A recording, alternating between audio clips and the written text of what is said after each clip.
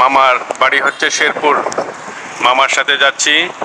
পাড়া রিক্সা আসলে ছোটোর সময় যখন আমরা পাড়া রিক্সাতে উঠতাম অনেক ভালো লাগতো, তখন 8 আনা 1 টাকা দিয়ে যেতাম। দেখেন এখন আমরা বসুন্ধরা এরিয়াতে ঢুকে গেছি। দেখেন অসাধারণ ভিউ। দেখেন লেগের মধ্যে আপনার রেস্ট করার জন্য, বিনোদনের জন্য অনেক কিছু করেছে এখানে। এই যে আলহামদুলিল্লাহ, দেখেন কত সুন্দর ভিউ, সুন্দর এরিয়া। 300 ফিট, এটা 300 ফিট না মামা? 300 ফিট। আর ওই পাশটা হচ্ছে কিলক্ষেত। আলহামদুলিল্লাহ, দেখেন গাজীপুর, নরসিংদী, বুলতা, ন্যাশনাল গেট, পুরাবাস। দেখেন মাশাআল্লাহ কত সুন্দর ভিউ, দেখেন অসাধারণ। সবচেয়ে আমার কাছে ভালো লাগছে মামার পাড়া রিক্সাটা। আসলে অনেকদিন পরে পাড়া রিক্সায় উঠছি, ভালো লাগছে। দেখেন অনেক সুন্দর ভিউ।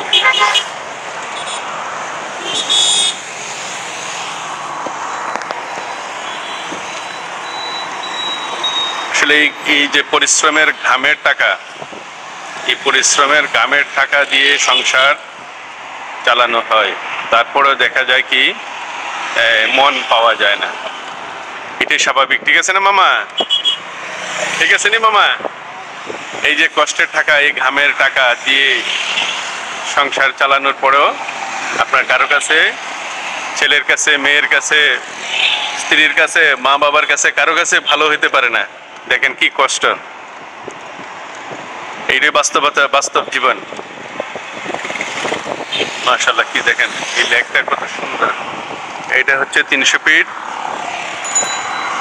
অনেক সুন্দর। সুবহানাল্লাহ, আসলে এখানে আসলে মনে হয় যে ইউরোপের কোথাও চলে আসছে।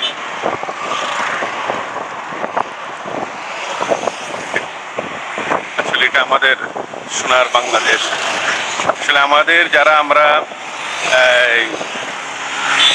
যারা টাকা পাচার করে, অর্থ ইউরোপে, কানাডা, অস্ট্রেলিয়া, ইউরোপের বিভিন্ন দেশে যারা বাড়িঘর করে ফেলে দেশের টাকা নিয়ে, এই টাকাগুলো যদি আমাদের দেশে কাজে লাগাইতো আর চুরি বন্ধ হয়ে যেত, তাহলে আমার মনে হয় আমাদের দেশটা সোনার বাংলাদেশের মতো, সোনার মতো সিঙ্গাপুর হয়ে যেত, আরো বিভিন্ন কান্ট্রির মতো। দেখেন কত সুন্দর। আসলে কেমন লাগে, ভালো লাগতেছে কিনা?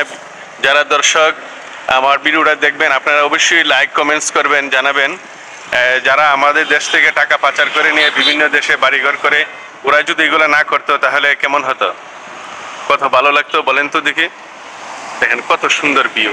সুবহানাল্লাহ, আসলে দেখলে মনটা জুড়ে যায়। মামা আমি ওই সাইডে যাবো, ওই পাশে দিয়ে যাবো। আমার মাদ্রাসা ওইখানে, আমি চিনি ওই যে মাদ্রাসাটা, ওই যে মাদ্রাসা। আপনি ওই এখানে রেখে দিলেই হবে, এখানে রেখে দেন, ইনশাল্লাহ আমি চলে যাবো ওইদিকে।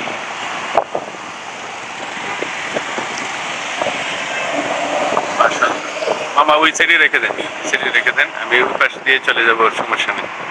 আবার ব্রিজে উঠে চলে যাব। সবাই লাইক, কমেন্ট করে জানাবেন কেমন লাগলো ভিডিওটা।